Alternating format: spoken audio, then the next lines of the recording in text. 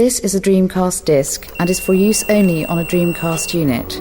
Playing this disc on a hi-fi or other audio equipment can cause serious damage to its speakers. Dreamcast, up to 6 billion players. Welcome back to the stage of history. Why don't we play together? Hey, it's time to make some crazy money. Are you ready? Here we go!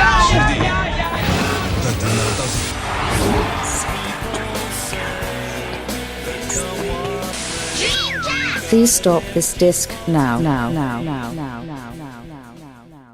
Hello and welcome to the world's best podcast called DreamPod.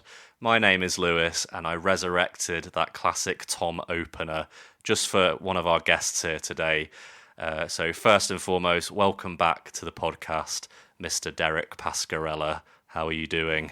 Oh, thank you so much for having me. I'm doing splendidly. And I think I remember the first time I heard Tom tell that stupid little joke opening an episode like years ago. And I just remember thinking, maybe it sounds silly to you guys, but I was like, that's so English and I love it. So thank you for resurrecting it. So listeners will know Derek as a prolific hacker, coder, developer. Is there any more to add there, Derek? Extremely handsome to a fault. Yeah, so... Beefcake. Yeah, of course, yeah. So you're big in the Dreamcast scene, doing all of those things, being handsome, being a hacker, being a coder, being a beefcake, whatever that means, Harvey. But I've brought him here today because we want to talk about modding the Dreamcast and doing all kinds of extra technical stuff to the Dreamcast to hopefully optimize your Dreamcast playing experience. So yeah, the Dreamcast is over 2 decades old. It's not getting any younger. People will have encountered issues with their Dreamcast randomly resetting, the controller ports failing, the GD-ROM drive laser dying, the console asking you to set the date every single time you turn it on. We're here today to tell you about some of the ways you can breathe new life into your Dreamcast with mods and hacks, as well as an abundance of new products you can get your hands on to optimize your playing experience in the year 2026. And also joining us for this chat is Junkyard team member and also a keen Dreamcast modder, Harvey, aka Pizza Hotline. How are you doing, mate? Howdy. Yeah, I'm good. I've always actually wanted to do an episode like this, getting into the weeds with the technical stuff. Yes. And I think we're all, qualified to talk about it, and it's going to be loads of fun. Yeah, I mean, you're probably more qualified than me, to be honest. I know about the mods that exist, but I'm frankly terrified of soldering irons, whereas you are much more confident, and you have documented it on the blog recently with one of your articles, which we will mention in a bit. Brilliant, yeah. Yeah. I take full credit. But seeing as we're going to be covering so much technical mumbo-jumbo in this episode, I thought I'd reserve some time at the top of the show to actually talk about games. So my question to you both is, what was the last Dreamcast game you played? And Harvey, I'll come to you first. What was the last Dreamcast game you played? So I was intensively playing the Dreamcast about 2 months ago, but I've had about a month break. For some reason, I don't get to choose what I like and what I don't like at the time. My brain just says, okay, I'm done with that. And then I don't, things come in waves is what I mean to say. Yeah. But when I was playing the Dreamcast, I was actually playing Railroad Tycoon. Nice. Just out of curiosity. I can't quite remember. Was I right in saying that you can use the keyboard and mouse with it, or you can't? Because I remember thinking, I want to try the keyboard and mouse out with that. And then I actually can't remember if I tried it or if it worked or not. Yeah, just to answer your question there, you can use the mouse, the Panther joystick, and the arcade stick to play Railroad Tycoon 2. Mystery solved. The Panther joystick is a very interesting one. I'd love to know if anyone's actually played the game with that. And one of the other last things I was playing was our favourite Lewis, Zero Gunner 2. With the arcade stick. Nice. Different game. Feels so much better. It's, the mechanic where you oscillate around. just reaching over to tap a button to then do it is so much more intuitive on the arcade stick. I always hated doing that on the actual Dreamcast controller, but yeah, with the arcade stick, it's awesome. Nice. I mean, that's those are two, like, I mean, I've never played Railroad Tycoon 2, but I would. I think one day I will dabble with it. But yeah, Zero Gunner 2 definitely one of the most beloved shooters in the library, I'd say, especially amongst us at the Junkyard. Derek, what have you been playing recently? So I actually have been playing a little more Dreamcast in the last couple weeks than I normally would. I've been obviously just very busy with family life and work and all that, and then most of my free time has been going to developing my new fork of Open Menu, and then Lewis getting back into our Love Hina translation patch project. You remember that Guns N' Roses album, Chinese Democracy, that took like 10 years to make, and it was like never thought it'd come out? I think that's what this Love Hina patch is going to be like. Hopefully not 10 years, but yeah, it's taken a while, hasn't it? Yeah. It has, but we are making steady progress, and that's really all you can ask for. Yeah. But the last few nights, I've actually managed to squeeze in like 30 to 45 minutes of Dreamcast time, and there's only 2 games I've been playing just because they're quick and easy to pick up. One of them is the trusty old go-to Tony Hawk Pro Skater 2. Radical. Yes, where I recently beat my high score, which wasn't really all that high. I'm not great at games, but I think it was like just over 200,000 Nice points or whatever. Yeah, I mean, you're not really even playing the game at that point. You're just like, I'm just going to chain together as much shit as possible. You go right? into like a zen state. Yeah, it's it's definitely harder to get like a higher combo on that game because obviously you didn't have all the things. Like in the newer games, you can literally continuously combo without stopping, whereas in 2, it's you don't have like reverts and stuff to connect like vert tricks to like Flatland or whatever. So yeah, that's definitely an impressive high score for the second game, definitely. What is this newer games you speak of, Lewis? Oh, What yeah. is this concept? And then the other one is Unreal Tournament, which a lot of people, Nice. they give that game all kinds of flack on the Dreamcast. I've been but playing that as well. Sorry to I interrupt love you. it. It's No. fucking awesome. I know. I mean, I'm not a Totally big awesome. first-person shooter guy. Like, I never played on the PC. Like, all my friends back in the day, everybody was into that, the LAN parties, all that. And I would, like, mess around a little bit, but I was never like, here I go, Counter-Strike directly into my veins, you know? But See, I Unreal was on like Dreamcast is fun. Were you? You were into it? Well, I was like really into shooters when I was younger, straight in the veins, whatever. And for some reason, I got really obsessed. Actually, this is what I should have said earlier.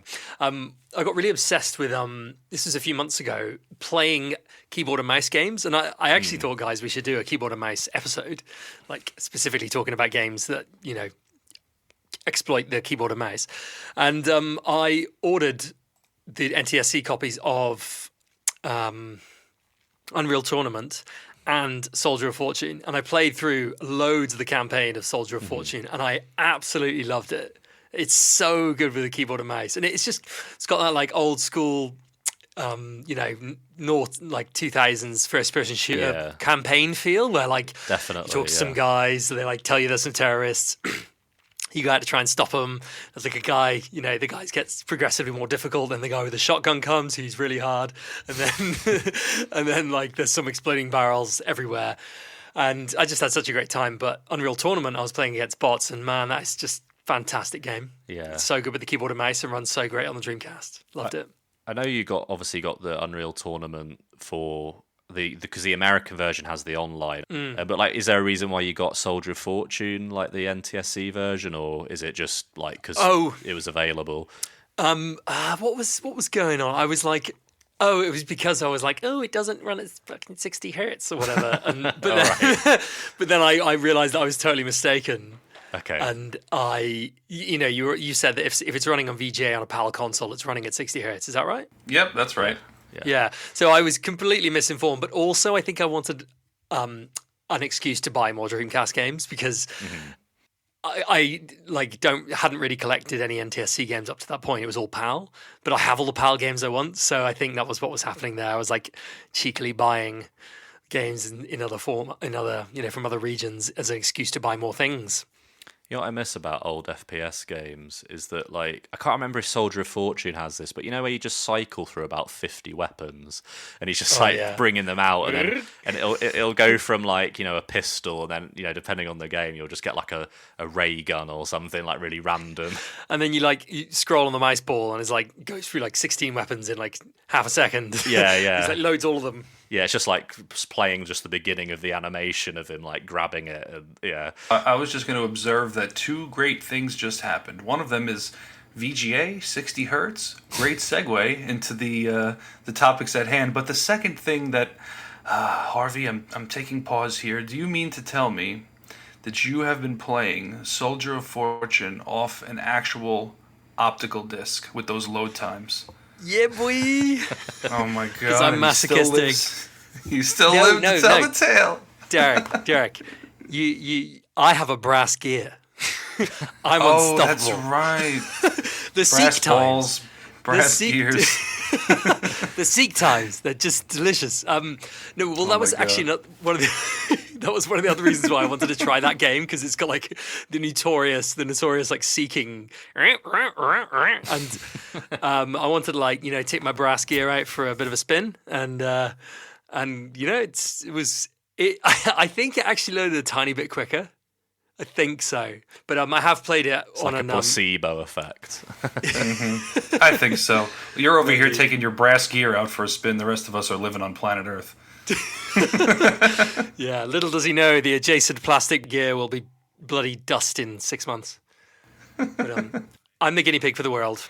Yeah, we will talk about it in a bit, but just for kind of context for everyone listening, Harvey replaced the gear in, is it the Dreamcast GD-ROM drive, like the plastic one with a brass one to make it make less noise, basically. Yeah, it's become quite the controversial mod.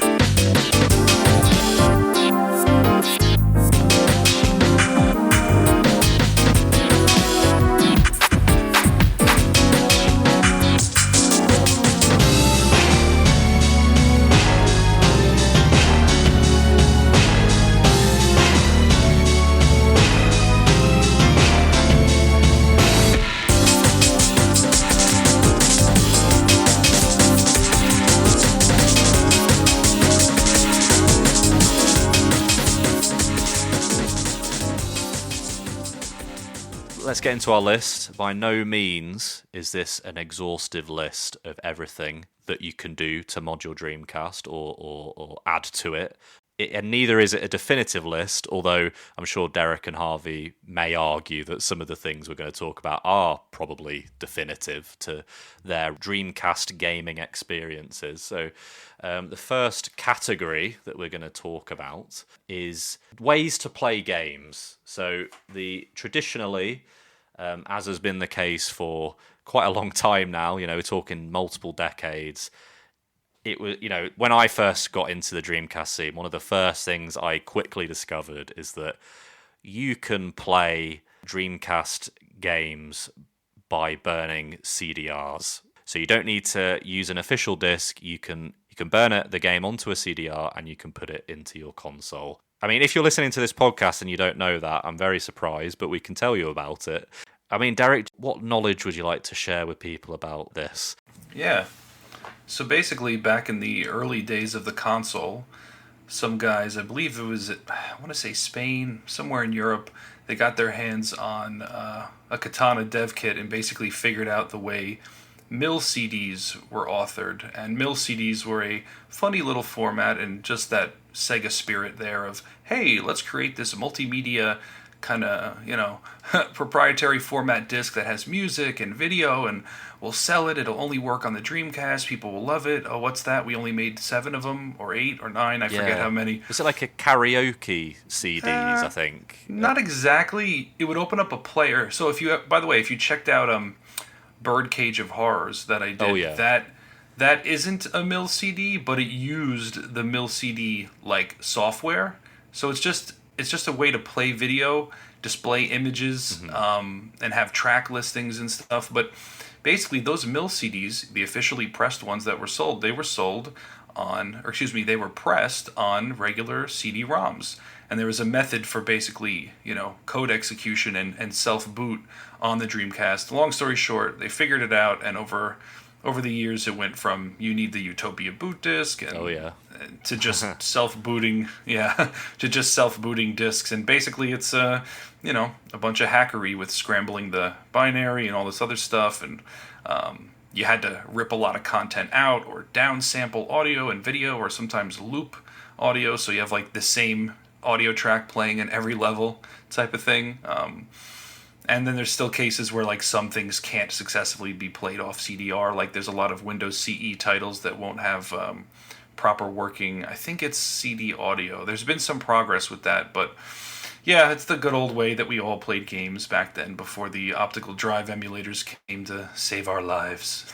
Yeah, and just to kind of add as a little bit here is obviously if you do want to play a game like actual, legitimate Dreamcast import games. So if you have a PAL console and you want to play, an American or a Japanese game, you'd often get, you could burn this Utopia boot disk, and you'd put that in the console, and then it'd say, put your disk in, and then it'd boot the import. Although I found out many years later that Utopia wasn't really designed to play imports. It was more used for booting, burnt CDRs, from what I understand. And actually, you'd be best off using something like a Game Shark CD for, booting your import retail discs. So there's, I mean, just to kind of quickly touch on this, I like you were saying, Derek, like there was a lot of like issues, but I think we're at a point where you can probably burn quite a lot of stuff onto CDR, and it's fairly like it'll play fine without any issues. Like you say, it was just a few different things. Yeah, I mean, there's still going to be things you can't get over, like you can't fit a gigabyte disk onto a 700 megabyte disk. Like there's some games that have to have content downsampled no matter what. There's that, and then, like I said, those Windows CE games, and I think it's the CD audio limitation there. And then you also have the big drawback that the Dreamcast library, especially looking into, Japanese territory, is pretty big, and unless you know how to author these disk images yourself from an original GD-ROM dump, you're basically hoping that some release group out there at some point decided to do a CDI release of that game, which isn't always the case, right? There's plenty of Japanese games that no scene release group from the West back then ever touched. Derek, I was going to ask, so there were groups, because I've always wondered about this, so there was groups of people that would create CDI files. Yeah, like Ware's groups, the same types of people who release cracked PC games or, Blu-ray rips or whatever. Like roughly, I guess it's a piece of string question, but how much effort does it take to do one game? Would you say? Like, is it it sounds like a lot of work to me. And is it not like that? Well, every time I've done a translation patch, I always provide a CDI version of the patch also. So every single time I've done one, I've authored a burnable image, and it's usually with modern tools, if you know what you're doing, it's very, very straightforward, but there are a few different gotchas for random little things. If you go to launch the web browser in a lot of games, for example, the methods used for creating self-boot disk images, or rather self-boot disks, burned to a CDR, actually breaks things like launching the web browser from the title screen in a game in some cases, right? So there's things like that, all sorts of weird little quirks. And I've even done requests from friends over the years, friends who don't have an ODE, hey, can you make me a CDI of this game that I can't find anywhere? And usually it's really straightforward. I think I remember the last tough one I tried to do was Quake 3 Arena, and for some bizarre reason, no standard method I knew of, I was trying to do it for a friend and no method worked, and eventually I hunted down an old Echelon release, which was like one of, if not, if it was one of the biggest, if not the biggest, scene release group for Dreamcast back in the day. Yeah. And I hunted one down on some repository, and it worked perfectly because those guys were wizards. I love that. Just to reference Echelon, actually, kind of an interesting Easter egg, which I think I heard about recently that's very funny, is on the Sega Smash Pack, which was only released in the States, which has all those pretty poor emulations of Sega Genesis / Mega Drive games. There's actually a developer message in the files of the game, which is addressed to the Echelon group, basically saying, Yeah, I heard about that. when you release this, here's some info for you, basically, like giving them kind of some tips about like how it all works. So the guy obviously knew that it'd be put online eventually anyway. And it's crazy that was in 2001 that, you know, that these things were already kind of, you know, this was well known already that these groups were pirating these games. So a lot of the CDRs now, they all have the self-booting thing in them. So you literally just pop them in the Dreamcast and you're away. Whereas, like as Derek said originally, they didn't have that, so you had to use like Utopia boot disk. Obviously, what you could, and I feel like this is less common now. I'm sure Derek will be able to kind of confirm this, but obviously you can add a mod chip to your Dreamcast to make it region free, and I believe there's also a way to change the BIOS as well. Mm-hmm. Yeah, and that region free mod is like, I don't know, it's one of those exceedingly useless things in my view, unless you're diehard, like I'm only playing original discs. And if that's you, whatever, more power to you. And then the BIOS mods, like Japanese Cake, really proficient Dreamcast hacker from some years back, he has his whole custom BIOS, and he's actually working on a new one. And basically it's just, you know, some quality of life features like remove save file copy protection from the VMU file manager, and some other little things like that. Force VGA all the time, no matter what. You know, things like that. Again, like, to me personally, these things have very minimal utility these days, because most of us are launching games from, you know, an ODE where VGA patching, region patching, all of this stuff happens without us thinking about it twice. But, you know, these things do exist, and they definitely served the scene well while we had limited options, for sure. So I have the mod chip in. So I have two Dreamcasts. One of them's an ODE, one of them's a disc one, like many people have. And I like playing, you know, all my collection. So I did put the like the region mod. Yeah, I put that in just because like using the boot disc was just annoying me, and I wanted to play all original games. So I am the guy that you referenced there, Derek. But what I will say is that like I play the disc one like 10% of the time, and I play the ODE console 90% of the time. Yeah, and we'll get into ODE shortly, but yeah, it's a lot more smoother than, you know, constantly you know, pulling discs off shelves and putting them in, and, you know, in some cases with, like, you know, my Dreamcast, for example, it you know, struggles to play some of the launch window games. They just crash, and Specifically the launch games. Yeah, the only ones I've had trouble with are Power Stone and Virtua Fighter 3TB. They both freeze on my CD console. Sorry, GD-ROM console, which is weird. Well, there's a few things you could do to maybe help that, but we can get into those later. Okay, we'll get into that later. But yeah, and then another way you can play your games, and this is actually still fairly common. I think people will still use this, and that is, there is an adapter for the serial port. I've never used one of these, but I don't know if anyone can elaborate a bit further on how this works. Yeah, just like you said, it's a little adapter for the serial port in the back of the console that will take an SD card, and then there's software you can boot, typically with a disc, because if you're trying to play games off of a serial SD card, chances are you've still got your original GD-ROM drive. So there's something called Dream Shell, which is just a little OS-looking application that'll run, and you can launch software stored on an SD card attached to that serial adapter. But, there's a lot of limitations there in terms of data read speeds. So, like, there's all sorts of Dream Shell serial optimized disk images out there. But, for the price, which is like $15 to $20 US, and how easy it is to use, for some people it's like a supplemental option. And the serial SD adapter does have other uses also outside of this, so it's worth the $15 to $20 for most people. But yeah, it's got its limits. You can back up saves if you don't have a fancy VMU or a VM2. You can back up saves using that, right, Derek? You can flash them to an SD and then back them up on a PC.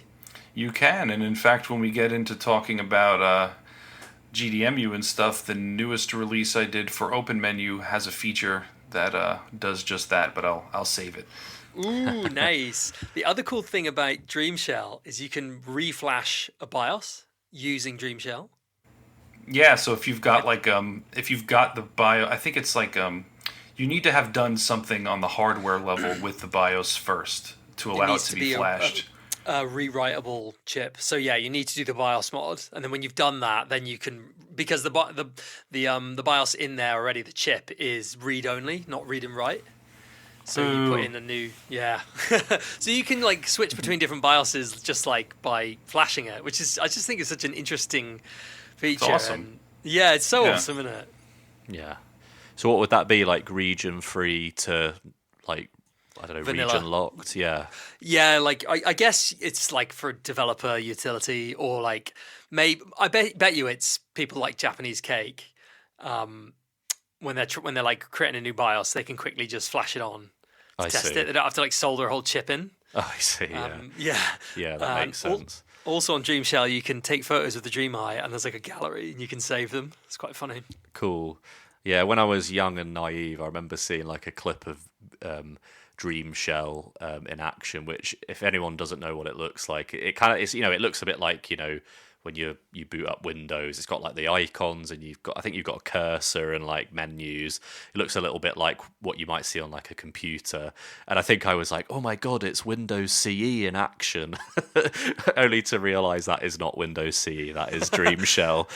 We wish it was. Yeah. We wish Windows CE wasn't. This was the Windows that was promised to me by my Dreamcast. But yeah, just to add as well is, another reason why you'd want to, burn a CDR or use the serial port adapter, as well as some other things we're about to get into, is other than obviously playing, backups of retail games, you might want to play fan translations. There's modded games. Yeah, so there's other reasons to want to do these kind of methods of playing games on your Dreamcast, basically. So yeah, and we're going to get into some of the more modern methods. So I think probably the most popular one nowadays is our ODEs, or optical drive emulators. And probably the most popular one that you'll hear a lot of people referencing in, the many Sega Dreamcast communities online is the GDMU. So a GDMU is, so what you do is you open up your Dreamcast, you remove the GD-ROM drive, which probably, in the case of a lot of people, has maybe a failing laser, which is unfortunately quite a common issue. So you want to take that out, and you replace it with the GDMU, and which is, you screw it in, you insert an SD card, which we can talk a little bit in a second about all the different, all the software you can run on your computer to load games onto the SD card. And yeah, basically the console thinks that is, the GD-ROM, I guess, but it's streaming the data off an SD card. So yeah, and it's so easy to install. It's basically plug and play. All you need is a screwdriver, and yeah, no soldering, which is great for people like me who are kind of wimps when it comes to this sort of thing. It is so easy to install. You know, if you're worried about opening up any electronics, this is like a 1 out of 10. It's super easy.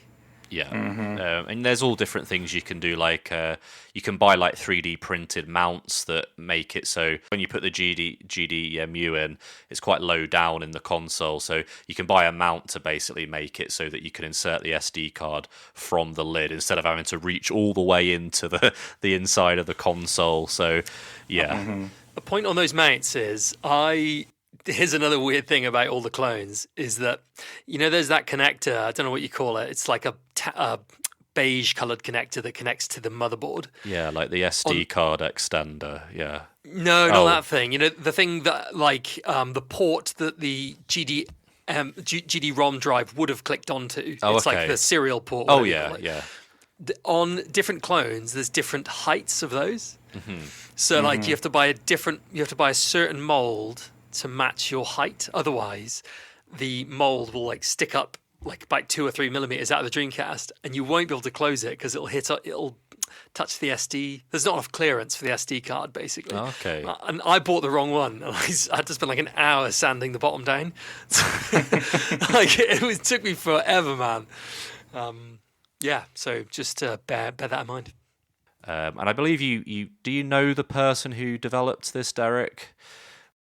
I've harassed him through email correspondence a few times, if that's what you mean. Okay. He's a friendly guy, but very, very busy. But I have like a, minimal relationship with the dude. But I did help report some issues like a couple years back, and some of those made it into a firmware update. So yeah, he's a nice enough guy.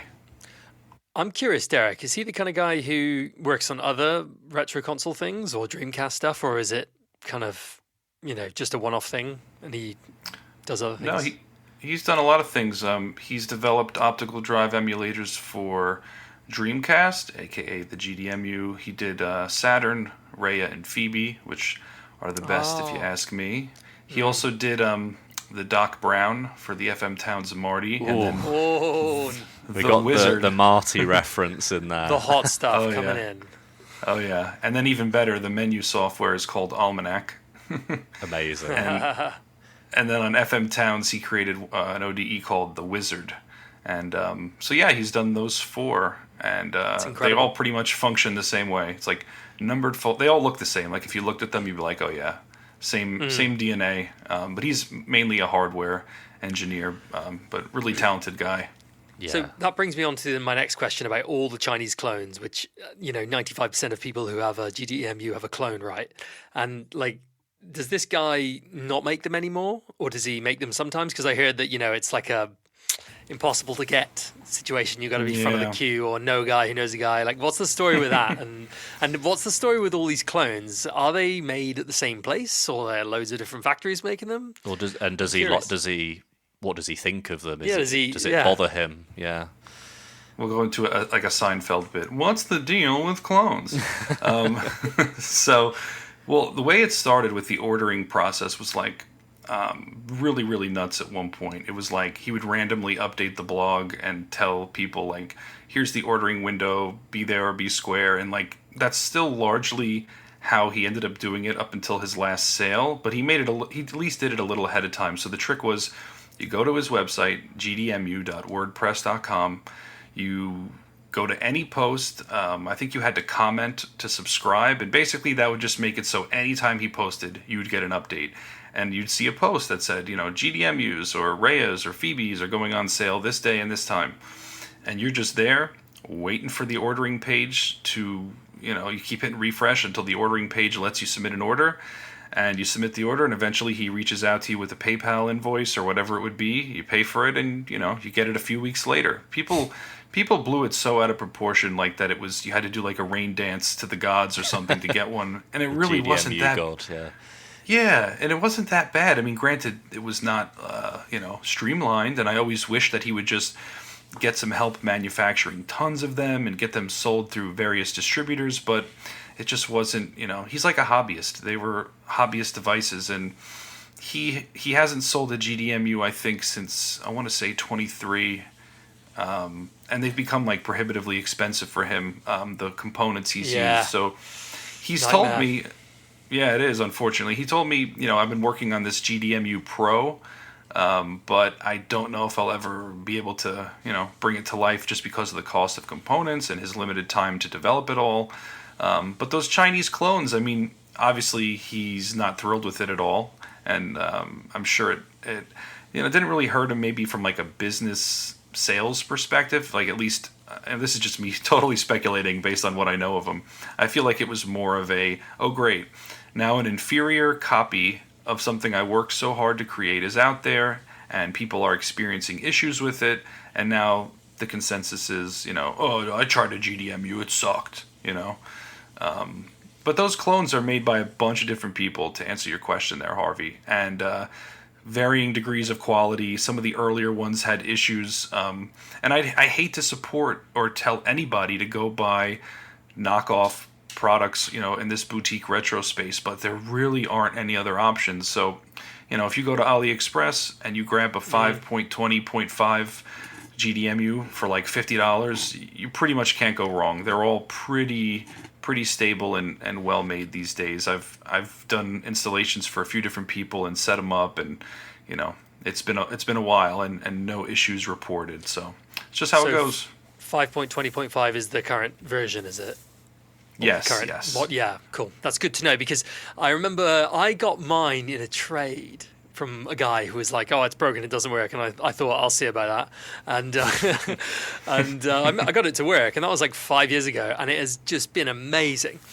But I remember reading on forums, there was like, there's a quartz oscillator on there, and it was like, oh, if it's 18.61, then you got a dud, baby, and mine wasn't, but it, all these like weird idiosyncrasies between them all. Certain games have glitches, or like was it like Resident Evil, Code Veronica, and Skies of Arcadia have some funny things with like cutscenes, I think it was, or like the opening cutscenes.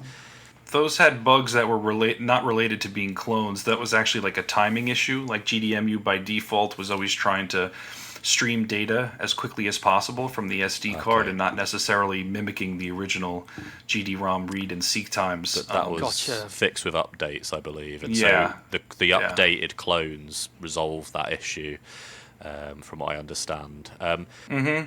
Yeah, so there's some useful software you can install to load your SD card up. And the old one for Windows was by Mad Sheep, which did the job, but I'd say that there's probably more updated, like much better ones now that run a lot smoother. I know you've had involvement with kind of an iteration of one of the good ones, Derek.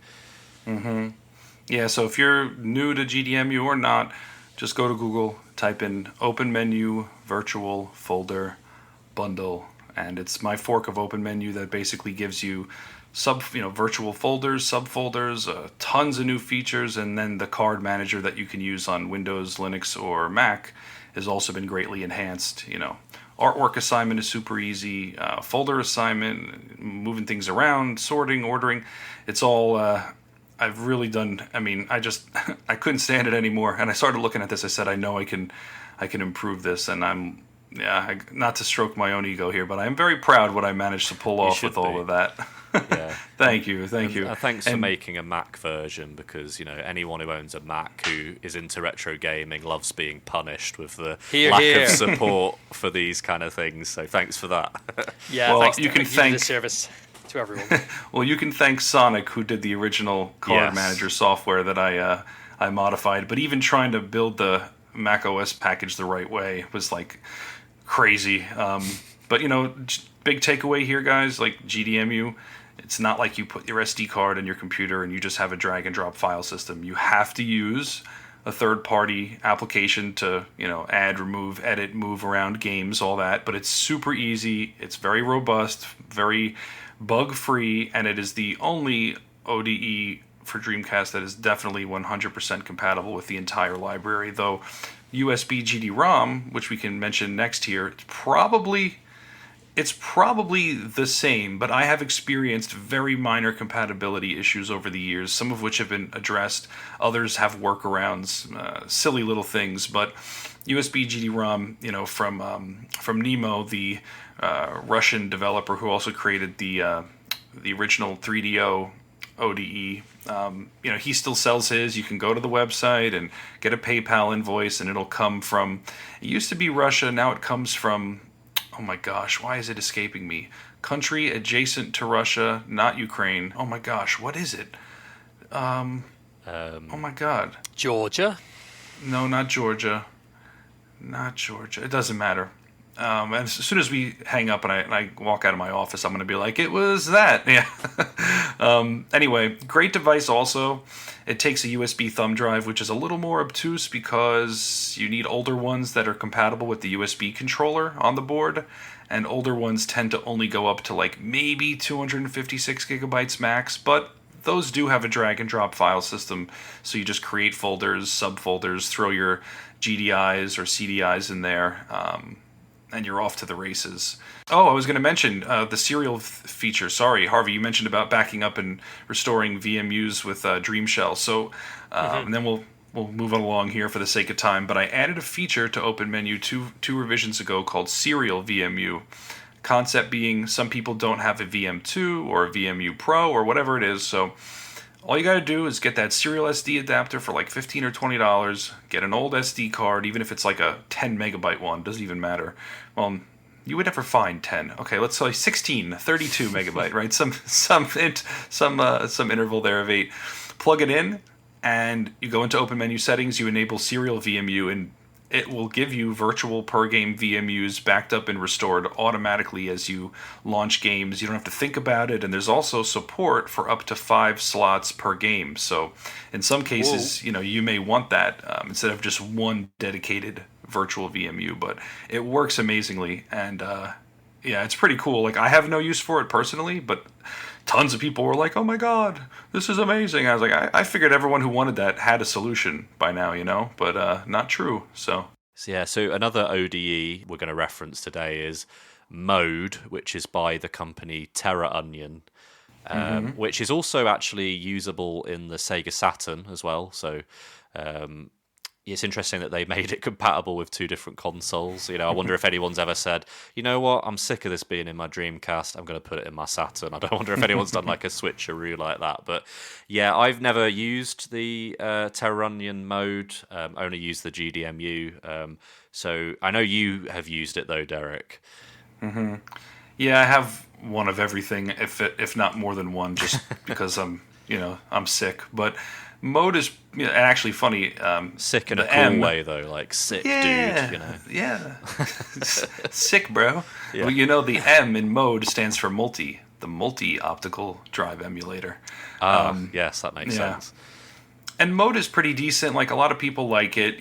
Same drag and drop file system support. You can actually use like a SATA drive, so you can have an SSD in there that has the whole library across all 3 regions if you really want. You can also connect a USB thumb drive. You can connect a micro SD. It's a premium product, demands a premium price, but the development behind it is basically completely stopped. They added Game ID support for VMU Pro and VM2 recently, but it's had the same 10 or fewer game compatibility issues for years now. It's expensive. I don't know. I think it has its place, and I'm not knocking people who have it and like it. It's hard to recommend it given, the state of things. But if you are hell-bent on buying one and you're in the United States, go through Stone Age Gamer to buy one, because Terra Onion's customer support is basically non-existent. And if you buy one through them directly and it's a dud or you have issues, they will quite literally not help you. You can come to the Discord. You'll find me in there too, the Terra Onion one, and people will try to help you, but yeah, you're kind of SOL. So go through Stone Age Gamer, if anything. So do people just want a Mode? Like, because I hear about people do people just want it because it's more expensive? I think people want it because more and worse. Well, that's my personal opinion. It is more and it is worse. That's my opinion. But I think also people, GDMU has soured a lot of people over the years because it used to be a lot more annoying to deal with. But like, after I released my new OpenMenu, multiple people contacted me to tell me, like, I have my old GDMU, I took out the Mode, I tried it, like, everything is so easy, everything works so well, I'm never going back. I have all these new features that I'll never have with Mode. And it's like, that's just the reality of it. And USB-GDROM is one of those, like, the third wheel kind of thing. A lot of people don't really know about it, or they don't know how to buy one, and then they're afraid that it's coming from Russia or that unknown country near Russia that I can't remember. Lithuania, Estonia. No. Latvia. Oh, no. Serbia. Man, what the heck is it? One of the called? stands? Turkmenistan? It's not a stand. Let's just move on. I'm never going to remember, like I said, until I walk away from the office. I was hoping we'd remain slightly impartial on this episode, but we've told everyone not to buy a mode. Sorry, Terror Onion. No, I'm joking, but yeah, obviously that's why we've got you on, Derek, because you're the man with the knowledge, and you know a lot about. I've used all these. Yeah, exactly. That's the thing. Like You've used them. I'm impartial. Like I'm just a guy who wants the best solution, and I've used them all like a lot. And if you have one, it doesn't mean rip it out and go buy something new. If it works for you and you like it, then keep it. Come on. So just a last one in this category that I suppose is a little bit more old hat. Although you were telling me recently that there is still some support and some new kind of updates for this, and that is the Compact Flash /IDE mod. I know that Tom from the Junkyard and Kev have Dreamcasts with this, and it's basically like you got this giant compact flash card sticking out the side of your Dreamcast, but you can also still play discs. Whereas with the ODEs like GDMU and Mode, as we've mentioned, you have to remove the GD-ROM drive, so you have to sacrifice, the ability to play discs, which is why a lot of us who own, GDMUs will have another console that will still play discs, and then you'll have the GDMU console. Yeah, so I know you'll probably know more about this than me, Derek, the Compact Flash mod. I don't know a whole ton. I just know that, historically this solution had issues with CDDA, so actual compact disc digital audio, right? Some games have like ADX audio files on them that stream and play. Others have actual CD audio, so if you took that disc and threw it in your stereo, you'd hear, the music. Mm-hmm. But a lot of that has been fixed, not all of it. But yeah, the ability to retain the original drive alongside the IDE hard drive or the compact flash card is a pretty cool draw for a lot of people. And there's also another feature they call IDE VMU and SD VMU. It's different than my serial VMU feature I was talking about, which actually just does like backups and restores automatically, so you don't have to think about it. This actually intercepts the maple calls, so when data is supposed to be read or written to and from, or from and to, I forget the order, but a VMU, it intercepts it and actually will store and retrieve from your IDE hard drive or your maybe the compact flash or like even an SD. I don't know all the options, but it's a really cool feature, and the guys working on it, I think Dream Shell and that like retro loader they call it. I think it's the SWAT, DC SWAT, those Russian guys out there. They've done a lot of really cool shit over the years with Dreamcast, so I have nothing but respect for what they're doing. But yeah, just not something I have a ton of experience with. Yeah. I quite like the compact flash mod just from a visual perspective. It's kind of like it looks the most modded out of all the mods. It's like you just got this massive card sticking out the side. It's like, yeah, it's so badass. Get yourself modded, son. Yeah. It is cool how you can switch between them. I'm actually surprised that there isn't a more mainstream ODE that allows you to switch. But I guess the other ones like physically replace the whole. There's no room. There's no room. That's the problem. Room is the problem.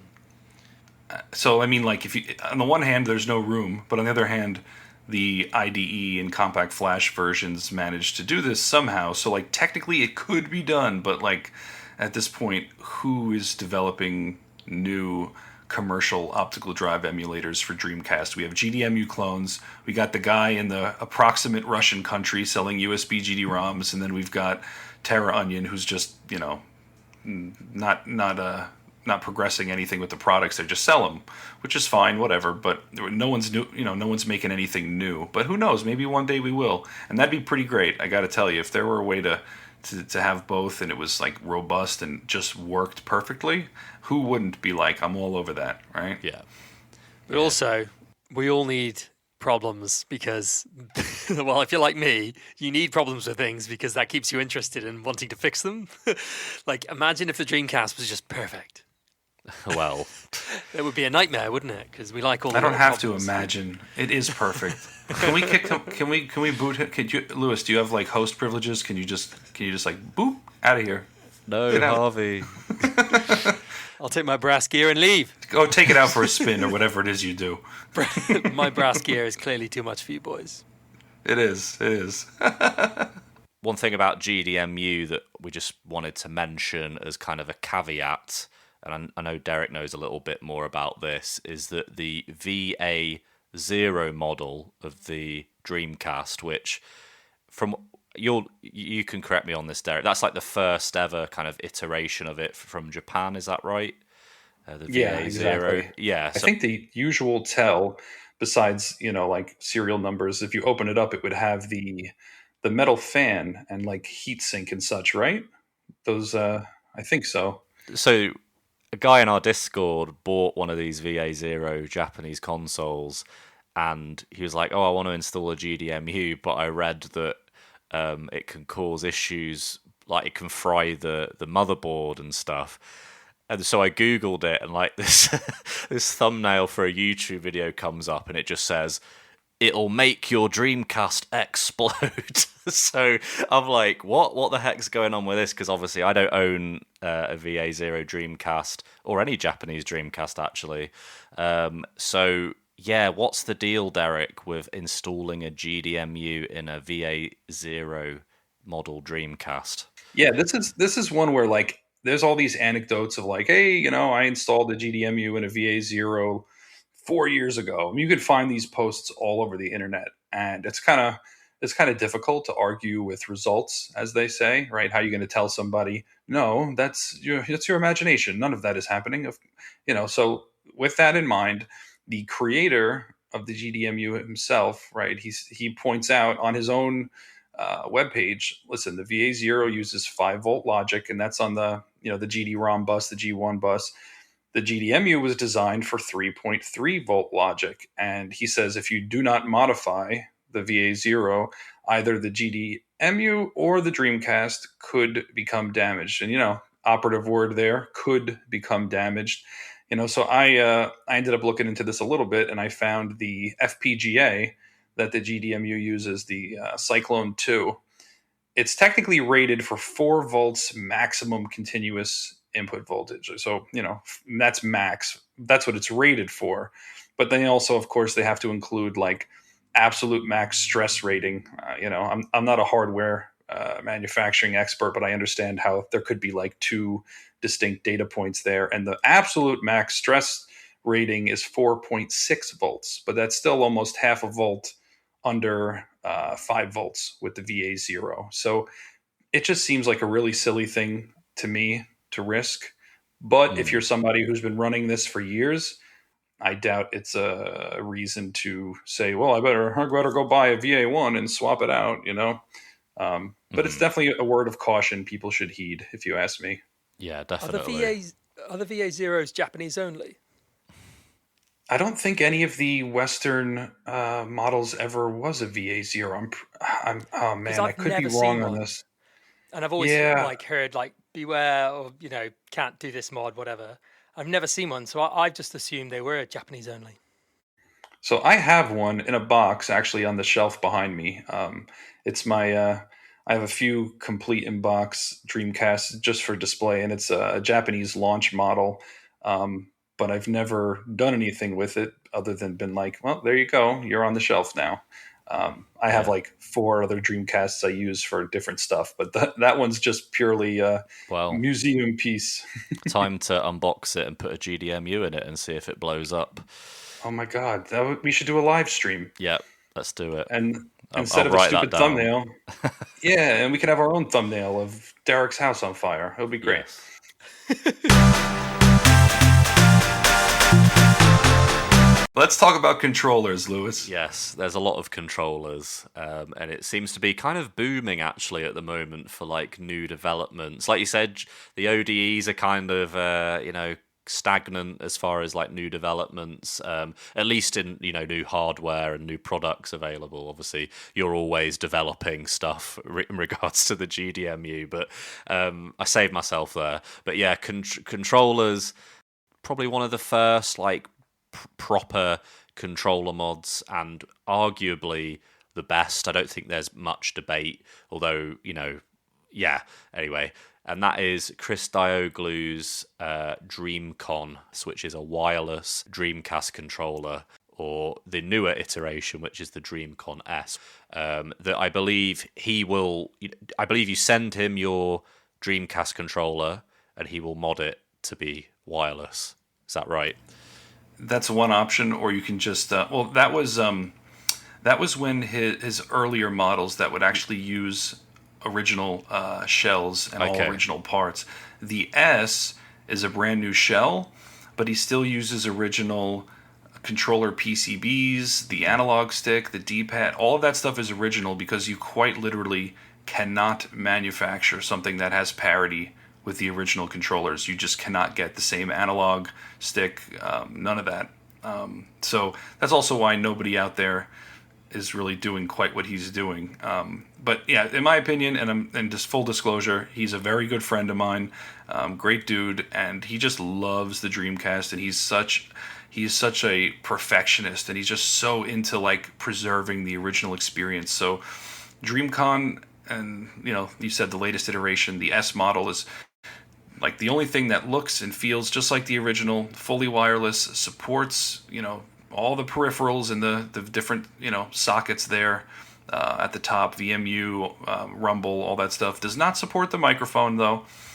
Supports the VM2. Can also support VMU Pro, but with some gotchas that we won't get into here. But then he's also got the KeyCon, which is the wireless keyboard, same concept, and the LightCon, which is... he's got a new version coming, but the version that's been out for years was actually pretty novel. It was you connect like one of those Wii IR sensor bars, right? You connect one, just to kind of shoot out an IR signal. Then you have something that connects to the video port on your Dreamcast, and then you have a wireless gun. And basically, it was a way to achieve light gun functionality on modern flat panels, but by his own admission, awesome. Yeah, so cool. It is really cool, but by his own admission, kind of finicky. You needed a sweet spot of how far away you were, how big your screen was, all these types of things. But for a lot of people, it did work well enough. He's got a new one coming though that's going to be even better, which is cool. Nice. So that's Chris. That's Chris. I did manage to get to play the DreamCon. Well, it would have been the original one that Tom has. I believe. Chris may have sent it him for review back in the day, but yeah, that it's just such a natural, obviously coming from modern game controllers and then just holding it and it's wireless, it just feels so natural. And I can imagine if you own one, it's you'd never go back to to the wired Dreamcast controller. I'm sure Derek can attest to that. But yeah, it's a lovely thing. The only thing I will say is it is expensive. So yes, yes. But I suppose it's one of those things where if it's the kind of thing that is really important to you, you really want a good quality wireless Dreamcast controller.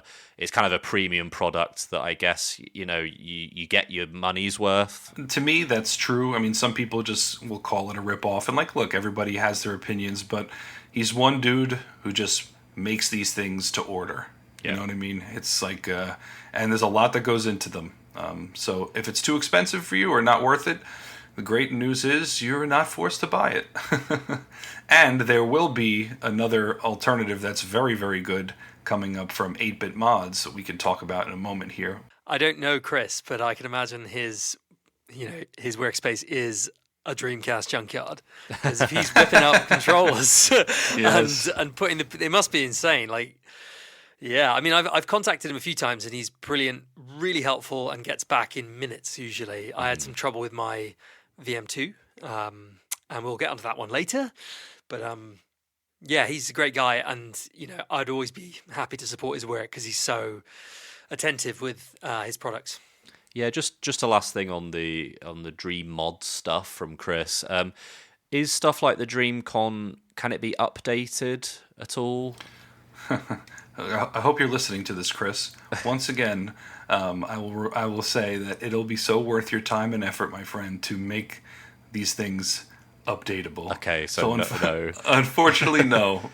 So like the truth is, like I've had the Dreamcon S ever since like the very first iteration of it, and he and I have exchanged back and forth packages between the U.S. and Greece. Like, oh my gosh, it must be like 10 times at this point. Because anytime he does like big major updates, there's no way to receive that unless you physically mail it off. The one thing I will tell you though is it's in a state right now that is like so perfect that there's no way you could buy one today and be like, oh my gosh, like I'm really missing out. Like this is broken or that's broke. Like it does everything so well. It's really polished now, and there are a few little. Is this the new one that isn't out yet?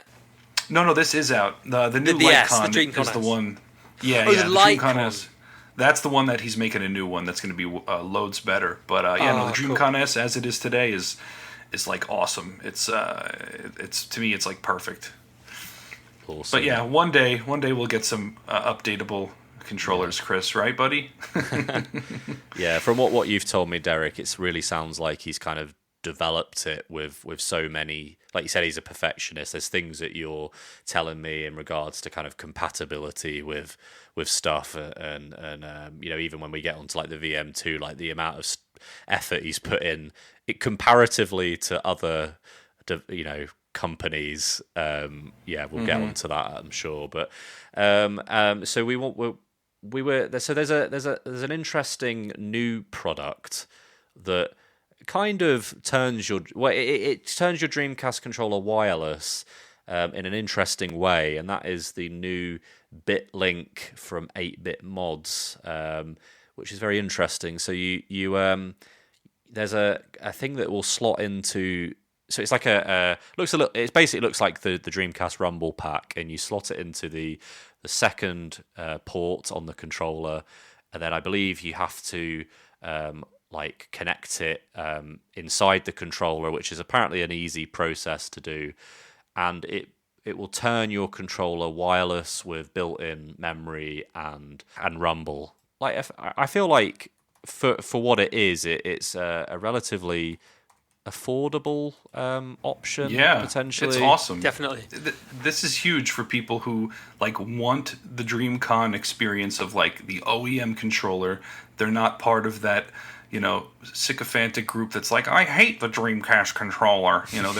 They're part of the master race and they like it. And yeah, the BitLink is I mean, they've been teasing in their Discord like something like this for a long time, and this is actually exceeds all my expectations in just how easy it's going to be for people to install it.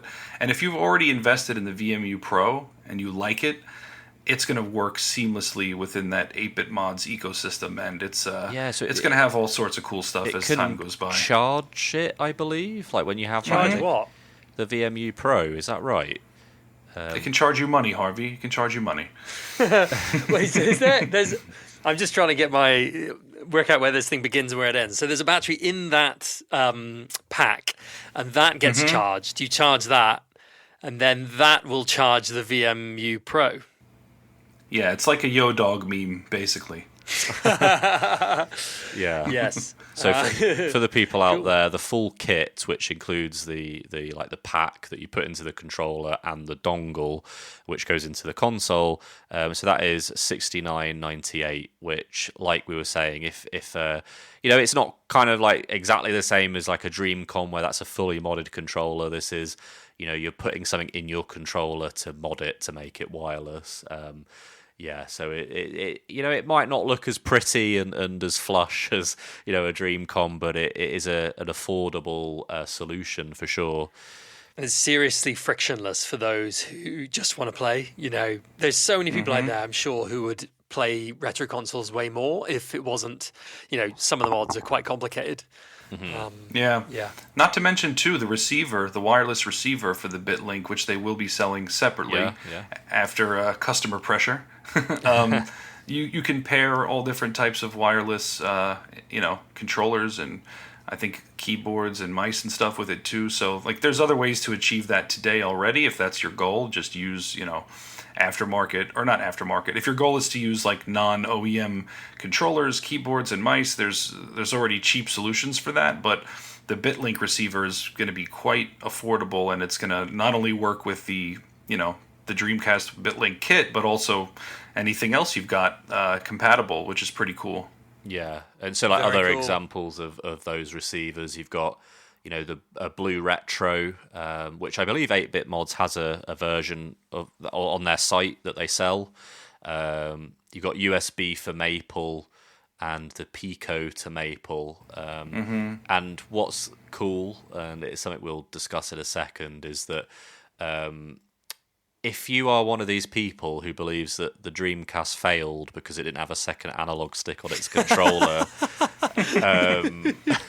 these hang are on for to you. your hats, kids. Yeah. These are for you. I could go into a whole rant about how that kind of control scheme wasn't popularized yet, and actually, there's 5-6 games that would probably benefit from it. So the Dreamcast actually has programming to support dual stick control from its controller, except there was never a controller that had 2 sticks.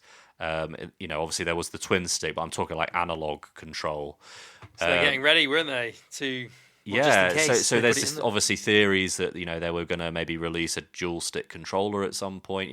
Sort of like how you imagine the PS1 had that original PS1 controller, and they brought out the DualShock eventually.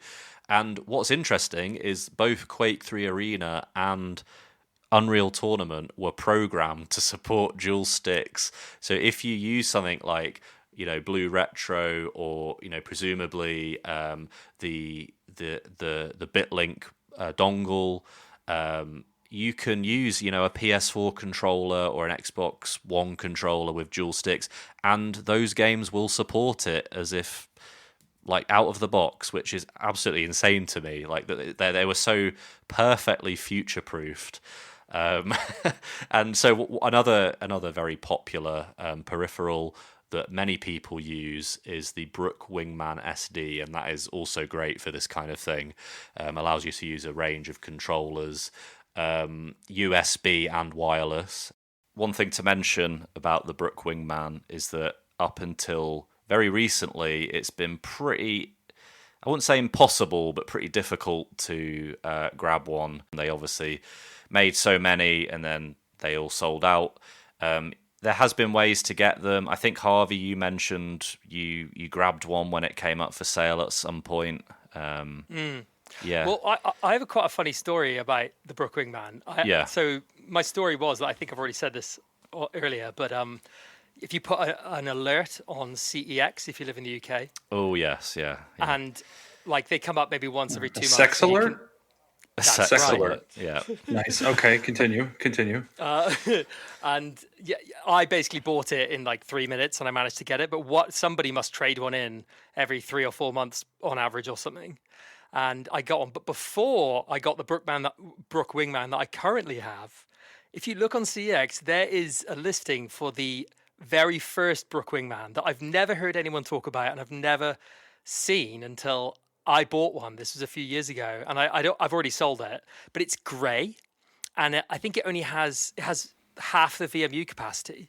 Oh. And it's almost like they built it, did a few units or a few hundred, and to see how it went. But I've honestly never seen this thing anywhere, but it does exist, or maybe it's just some weird fever dream. That is interesting, yeah. Because the thing is, you think about sex as it's pronounced, or CEX as we prefer to pronounce it. You obviously think about it for games and stuff, but yeah, you can get stuff like the Brook Wingman on there. So there's been a lot of demand for the Wingman to come back anyway. Whenever we're in Discords and stuff, a lot of people recommend it as a way to, I guess, not have to use the regular Dreamcast controller.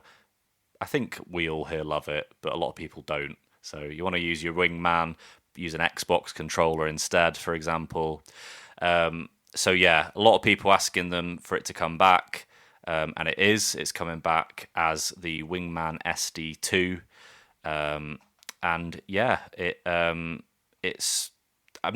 hasn't been announced when it is coming out, but I think it's got a few more bells and whistles, one of them being that it has more memory than the previous version. And really, like, as much as it's just a new version, it means we'll be able to buy them, you know, if you do. That's the main kind of hook here, is that you can buy it again. So I guess it's a good sign that none of them come on the secondary market. Like, everyone who owns them likes them. Yeah. Because it really seems to be one of those things where, like, no one's selling them. But I guess, you know, the answer would come if we did know how many they made. But it seems like they made quite a few. And another thing that I'm interested in is, you know, when the original Brook Wingman SD came out, there wasn't that many options on the market. In the gap between the SD1 and the SD2, there's so many options now. I mean, we've got the much better Retro Fighters one. We've got the USB for Maple one, and like I'm curious to know, like, who's gonna. Oh, and we've also got, you know, the ones we've aforementioned, Chris with Dream Mods and all the other ones, and it's all good stuff. And I guess, like, all of these satisfy different types of consumers. You know, some that are more plug and play, some that are more interested in modding and technically minded, and some have bigger hands, some have smaller hands, and some want to use, you know, different controllers. But I'd be curious to know, like, I'm sure the market reception would be a lot different with this new one compared to the first one, because there's so many different options. I don't know what you guys think of that. Those are great points, and I kind of was thinking the same, because yes, a lot has changed since the first iteration, and part of me wonders, who is this for? But honestly, you know, it's quite obvious to see there is, you know, there has been good reception. Like, so I think there is still like a niche in the market for it, and I think, like you identified there, Harvey, there's the spectrum, right, of tinkerers, hobbyists, and hey, I just want to plug the thing in kind of people, right? So like USB for Maple can be very much plug and play, but if you encounter, you know, an unsupported input peripheral, whether it's, you know, a mouse, a keyboard, a controller, you basically have to go to the Dreamcast talk forums, dump a log, and be like, "Hey, Megavolt, you want to add this to the firmware?" You know, Blue Dump Retro. a log. Oh yeah, dump. That sounded all right. Yeah, that wasn't choice wording, but you are dumping logs in a way. You're taking. Sometimes like, we all just have to dump a log. Oh my god! And, you know, with the USB for Maple, it's like, on paper it's amazing, but, you know, I'm pretty into, like, tinkering and fixing things, but I had loads of issues with it.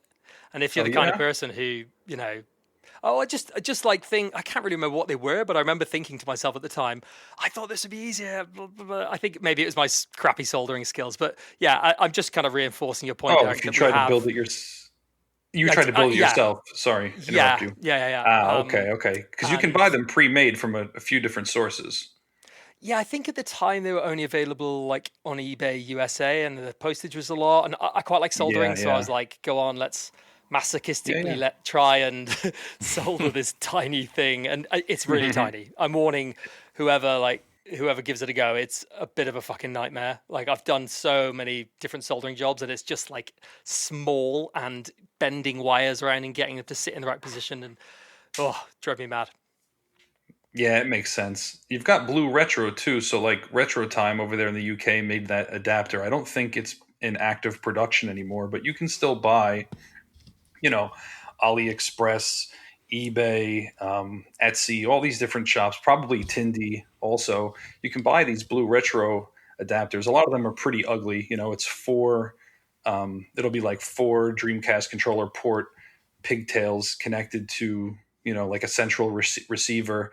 You know, kind of hideous, but it would do the same thing. And you do have a lot of advanced configuration, button mapping and such you can do through the like the web UI, like a web-based UI, when you connect your computer over Bluetooth in your web browser to the Blue Retro. But there is so much customization there that for a lot of people it doesn't feel as plug and play. So with the Brook, I can definitely say, you know, you plug in a 2.4 gigahertz wireless keyboard, it's just going to work in pretty much all cases. You plug in, you know, any of the supported controllers, it's just going to work, and it's just going to map.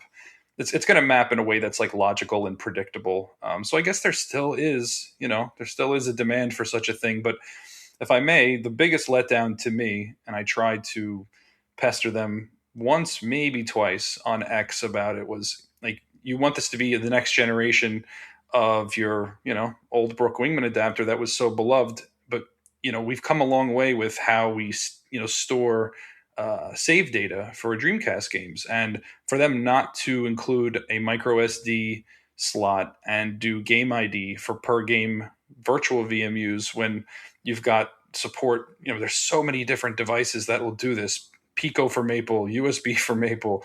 There's so many that do this. It seemed like a really silly, oversight. And it just shows me, I don't think they're actually super connected to like the Dreamcast scene, as it were. It's more like a casual sort of thing. Like, oh, I want to use my arcade stick or something like that. They offer like a whole, sorry to cut you off, man.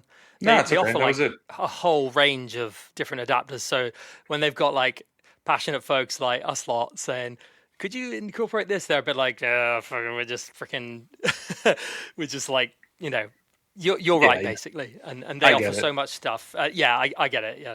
But it is, go on, Lewis. I don't know if we mentioned this either before or now, but it also works with the Saturn, which is probably quite useful if you have both consoles. And I'm sure Derek knows that there's probably other solutions for the Saturn, but there you go. There's another thing you can work. But the Saturn pad's perfect anyway, so I don't know why you'd want to switch it to anything else. But yeah. That's right. That's right. And then another new thing that was just today as we're recording this has kind of been like a big piece of news is there is this upcoming controller mod called Dream Color Plus. Oh, this thing's cool. And it has like, to talk about bells and whistles, this has a lot of bells and whistles. So again, it's a plug and play kind of thing. You take your Dreamcast controller apart, you take out the board in there, and you put the Dream Color Plus in instead. No soldering required. And it features So imagine, so when you do this, you won't be able to put VMUs in and out of the controller anymore. Instead, it will have a screen in the place of where a VMU would be, and it will also have inbuilt memory to accommodate the lack of being able to put a VMU in. And it will have a color VMU screen. So an awesome thing that they've shown off is the game playing. The controller mod being used with something like Resident Evil, where it shows, the status, like what is it now? It's like the heart monitor for the health on the VMU. It's in green, like how it would be in game, whereas obviously on the VMU it will be, in black and white or monochrome. I have a huge burning question about this. Go on. If they've got, because I've seen this and looked at the different examples of the coloured VMU icons. Yeah. If they've got coloured VMU icons, where does that colour data come from initially? Because that's surely not in the game. Yeah, I have an answer for you actually. So you've got when you have the mod installed, you've got modes. So three different modes. You've got monochrome, which is obviously like the original VMUs. VMU icons, and then you have the full color mode, which is what Derek mentioned. So developers, for example, homebrew or indie developers can create their own kind of full color VMU icons and animations.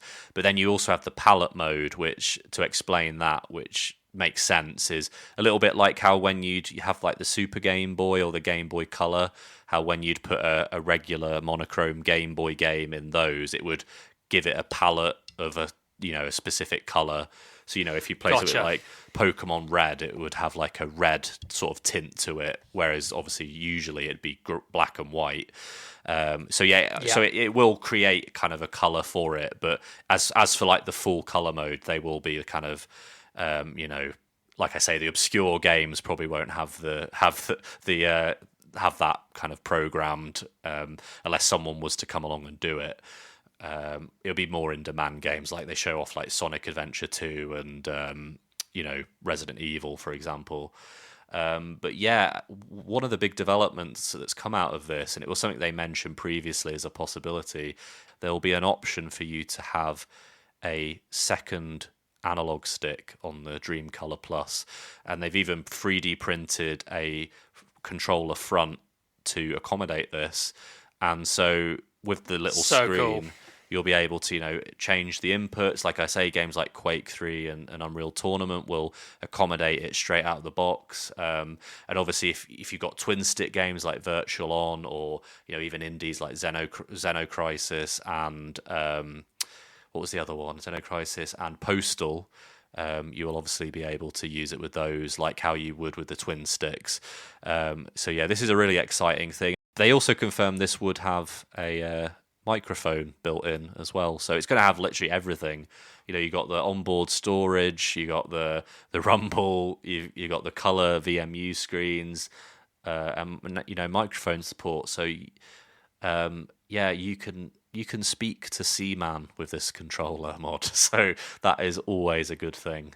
So yeah, I suppose that's all for controllers. I don't think there's anything else we can add there, Derek. The only other thing I was going to add is, and this is the only thing I'm looking at with this project where I'm like, is, we live in a time now where we're pretty well spoiled by these automatic virtual VMU create switch solutions, and to have this potentially premium wireless controller solution that tells you, oh yeah, you've got X number of built-in VMUs you can cycle through.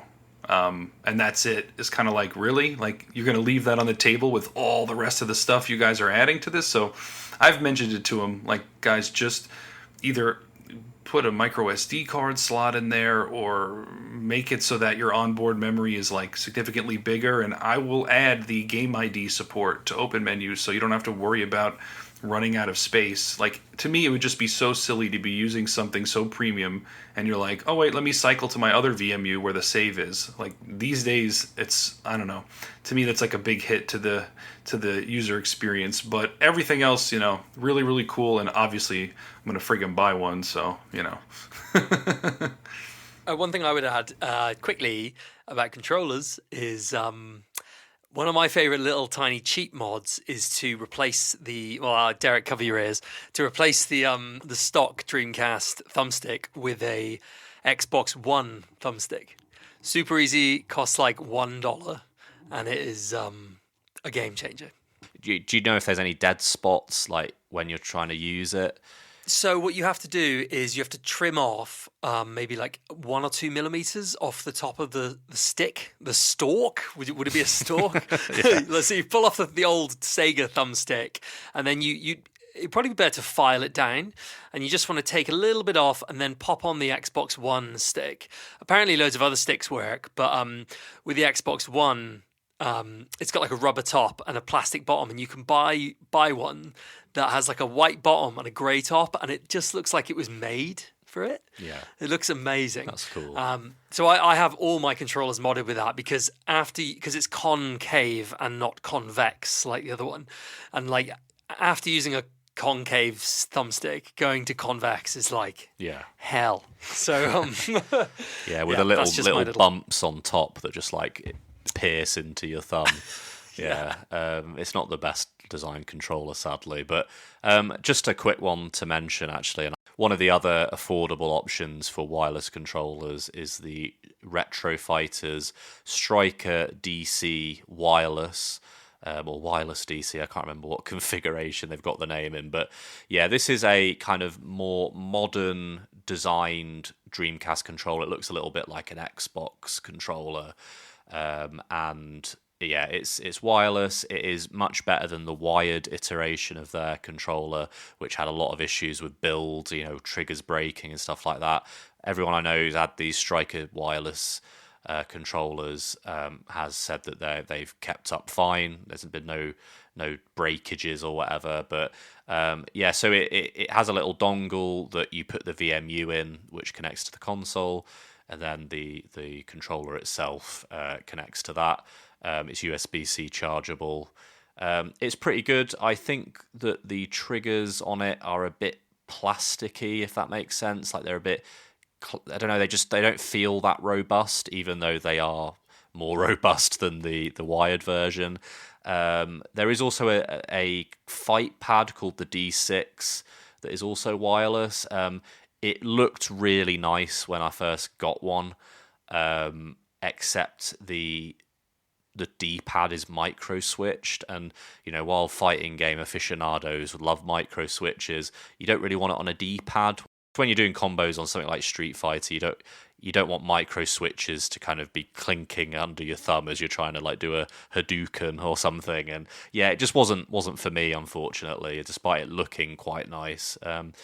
Yeah, with the retro fighters though, there is some flaws. I believe that there is some compatibility with Windows CE games, and there's also some issues with.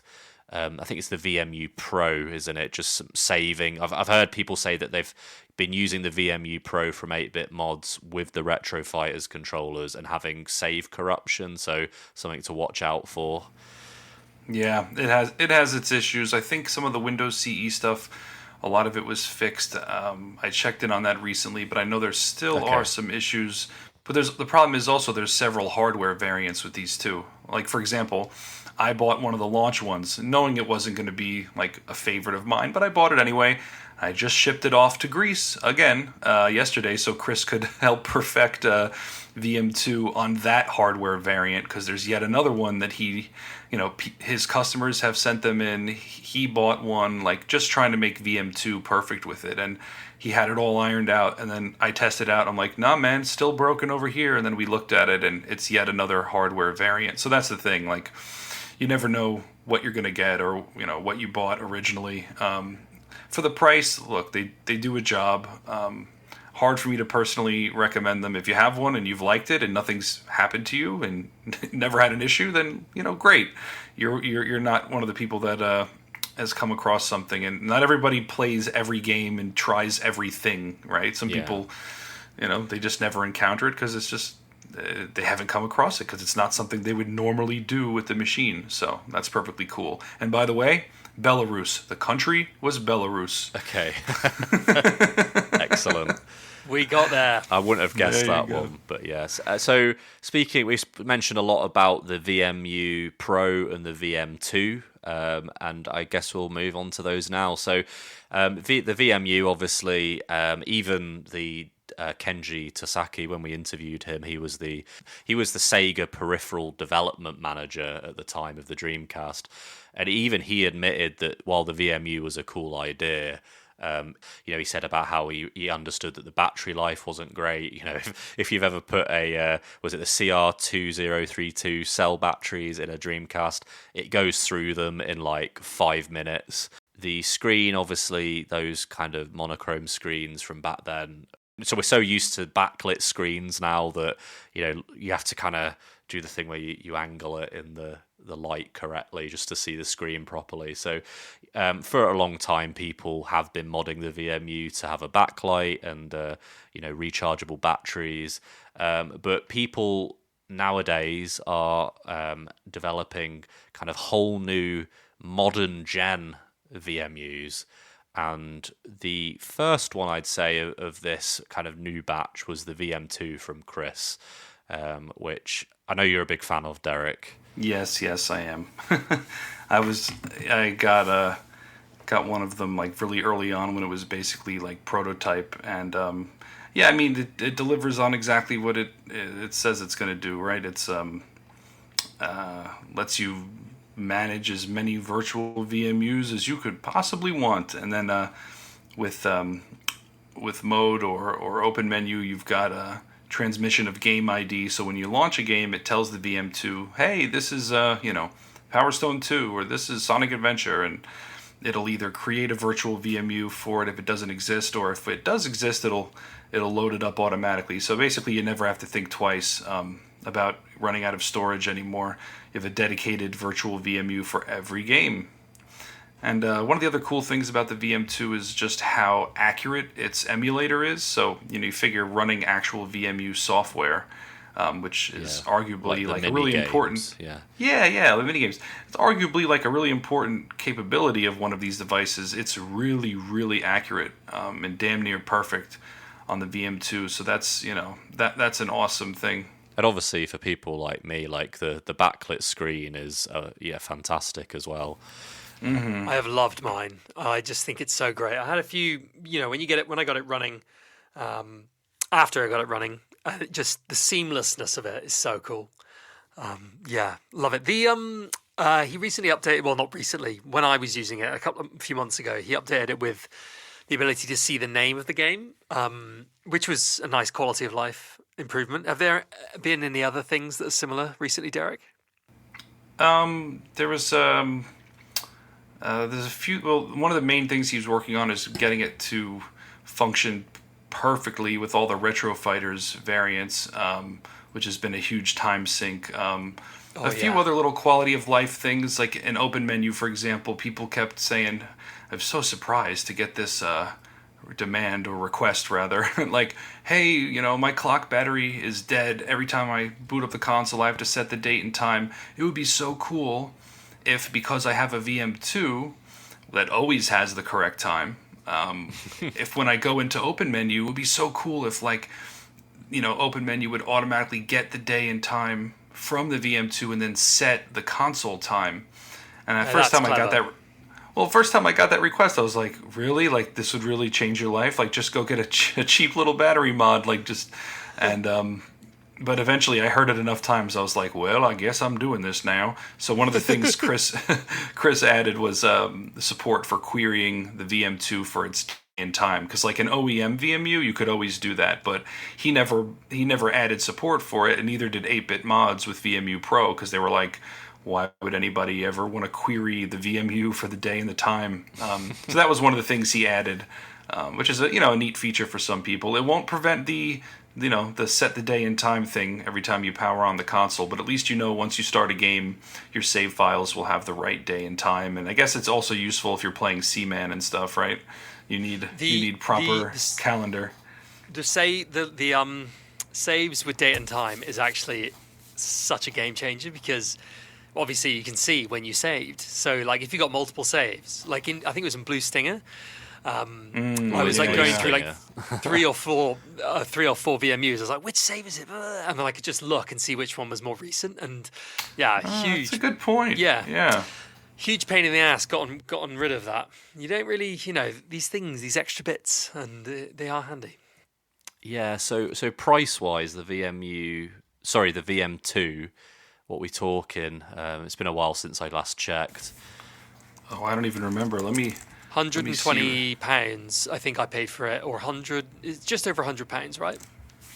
Right now, it's €85 for the white one, €80 for the black one, €90 for the clear blue one, and it's actually going to be going through Stone Age Gamer very soon. So people in the US, much better way to get this, especially with all of the crazy shipping issues between various European nation states and our country, and tariff business and all that stuff. So it's gonna be helpful for stateside folk. And then you've got the VMU Pro from 8-Bit Mods, which, they did the Mem Card Pros for PlayStation 1 and 2, the one for GameCube, and VMU Pro from them is, quite similar to the VM2. It's, does exactly what it says. It's a little different. It's more of a bells and whistles type of device. You can emulate like NES games on it and stuff, which...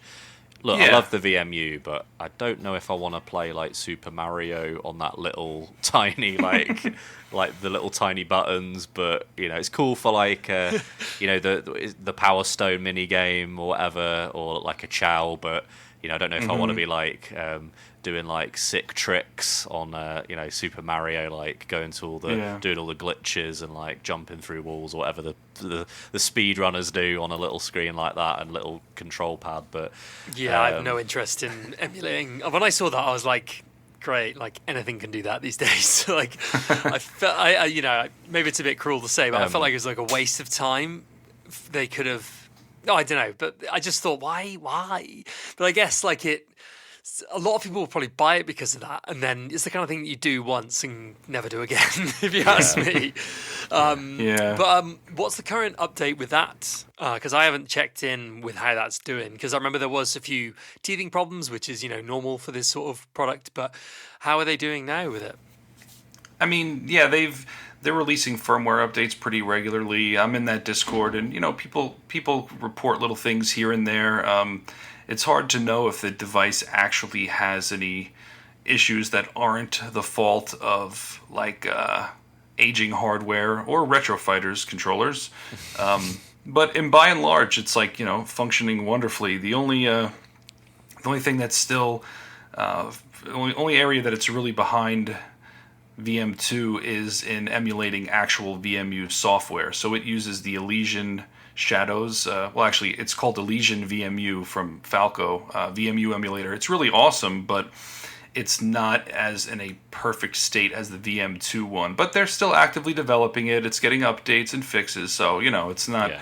I'm not saying it's like hot garbage. It's not even close. It's really, really great.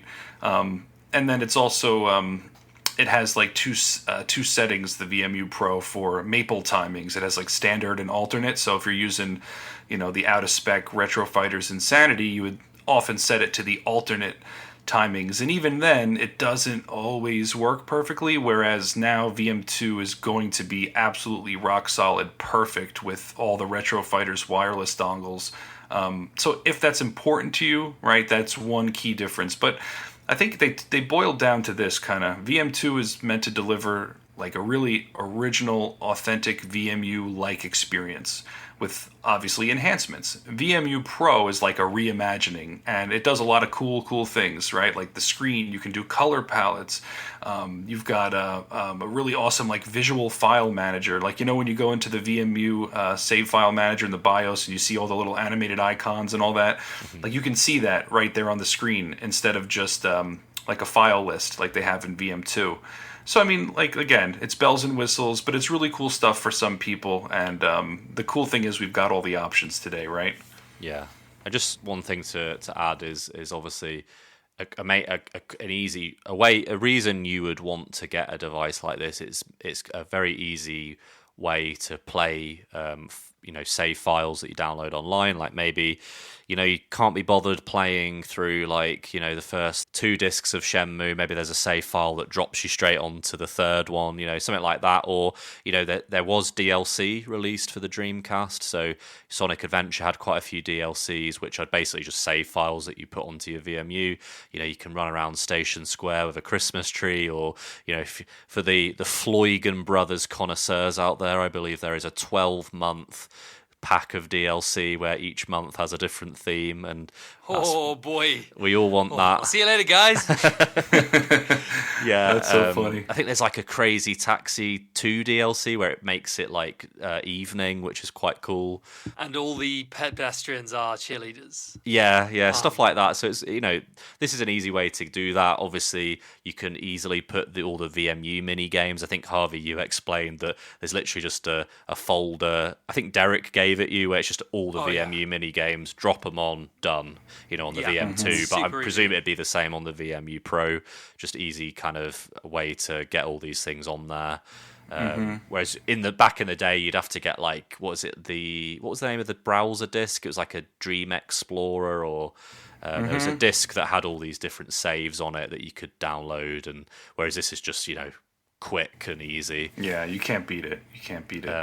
And just to add about the VMU Pro, currently for me it's showing at $84.98, which I'm not sure about the exchange rate, but that sounds a little bit like it's fairly similar kind of ballpark price as the VM2 in euros. I could be wrong though, but yeah, so it's whichever one, I guess.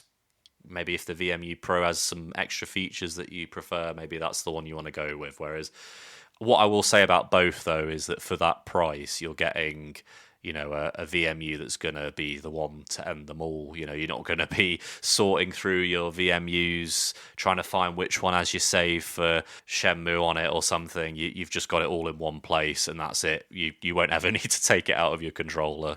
Infinite blocks. Yeah.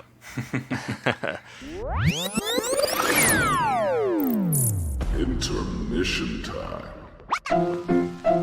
Let's all go to the lobby. Let's all go to the lobby. Let's all go to the lobby to get ourselves a treat.